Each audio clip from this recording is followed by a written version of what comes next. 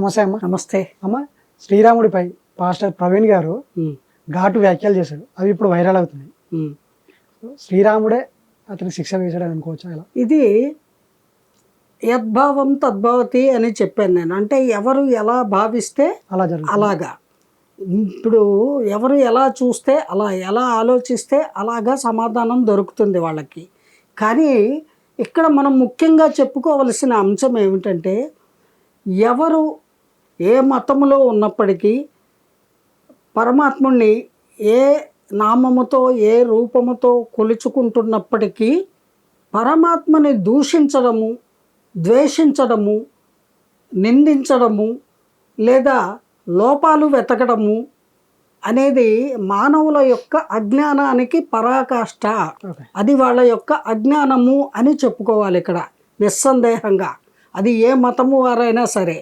అది అతను ఆవేశంతోటో లేకపోతే అనాలోచితంగానో లేదా రామాయణం గురించి శ్రీరామచంద్రుడు సాక్షాత్తు శ్రీమన్నారాయణుడే నరుడిగా అవతారం ఎత్తాడు అనేటువంటి అంశం గురించి ఆయనకి అవగాహన లేక లేదా ఇష్టము లేక చాలా ఉంటాయి.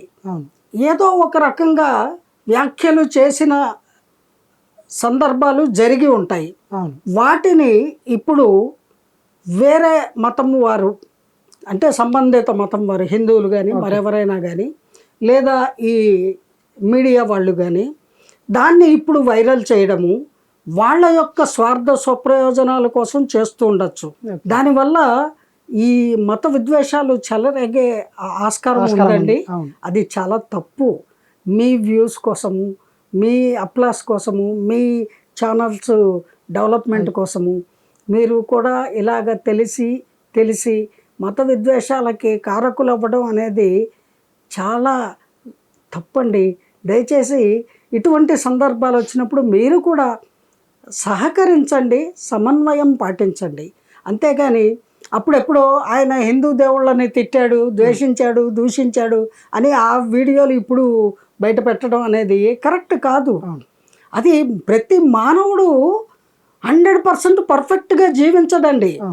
తెలిసి కానీ తెలియక కానీ తప్పులు ఒప్పులు రెండూ చేస్తారు. సత్కర్మలు ఆచరిస్తారు, దుష్కర్మలు ఆచరిస్తారు. నకారాత్మకము ఉంటుంది, సకారాత్మకము ఉంటుంది. ఇందులో మీరు ఏం చేస్తున్నారు? నకారాత్మకం అంటే నెగిటివిటీ, సకారాత్మకం అంటే పాజిటివ్. మీరు నెగిటివిటీని తీసుకొని దాన్ని హైలైట్ చేస్తున్నారు. అది ప్రతి మనిషి కూడా చేసేటువంటి పొరపాట్లలో ఒక భాగము మాత్రమే. ఎందుకంటే నేను గొప్ప, నా మతము గొప్ప, నా ప్రభువు గొప్ప అని చెప్పుకోవడానికి అంతవరకు తప్పులేదు. కానీ అంత మాత్రం చేత రాణిగారి పెద్ద భార్య గొప్పది అంటే చిన్న భార్య చెడ్డది అనే అర్థము కానే కాదు.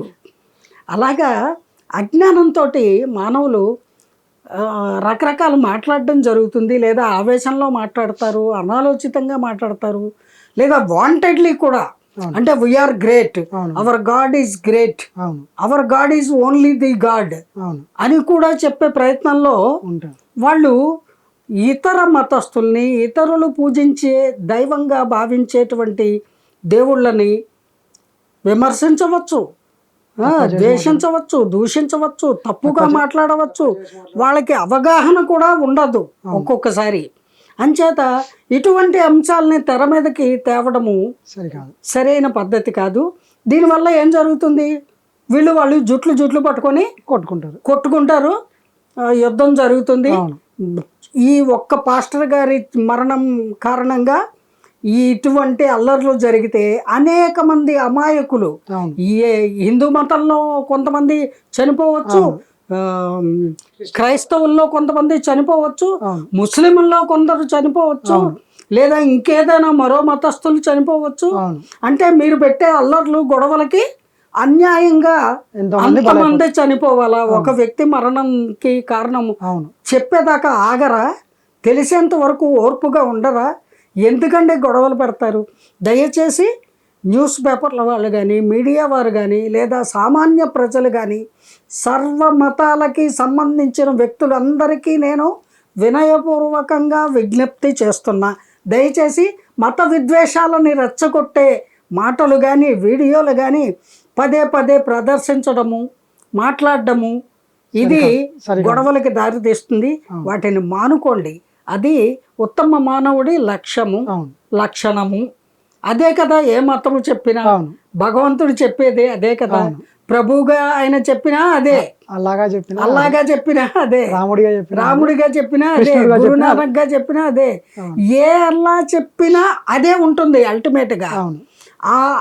ఆ ధర్మ సూక్ష్మాన్ని పట్టుకోండి. మీరు చాలా వెకిలిగా, చాలా అల్పంగా, నీచంగా ఇటువంటి దుష్టమైనటువంటి అంశాలని, ఇలా గొడవలకి దారితీసే నెగిటివ్ పాయింట్లని హైలైట్ చేయకండి. అది చాలా తప్పు, పొరపాటు. ఇక మీదట సరిదిద్దుకోండి. అందరూ శాంతియుతంగా, ఐకమత్యంగా ఉండాలి.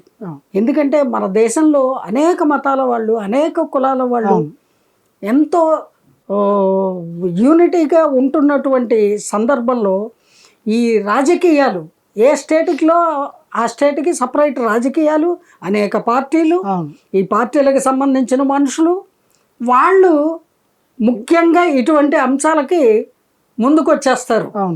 వచ్చి వాళ్ళు ఎలా పెడదామా అంబర్ ఫిట్టింగ్ అని ట్రై చేస్తారు.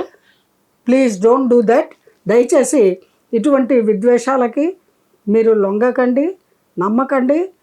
సాటి మనుషుల ప్రాణాలు తీయకండి. ఒకరినొకళ్ళు రక్తాలు వచ్చేలా కొట్టుకోకండి. పచ్చిబూతులు మాట్లాడుకోకండి. సామరస్యంగా, శాంతియుతంగా ముందుకు వెళ్ళాలి. మనం అందరం కూడా భారతీయులము అనే ఒక్క పాయింట్ని దయచేసి ప్రతి భారతీయుడు కూడా గుర్తుపెట్టుకోవడము మన యొక్క బాధ్యత, మన యొక్క కర్తవ్యము అని నా భావన అండి.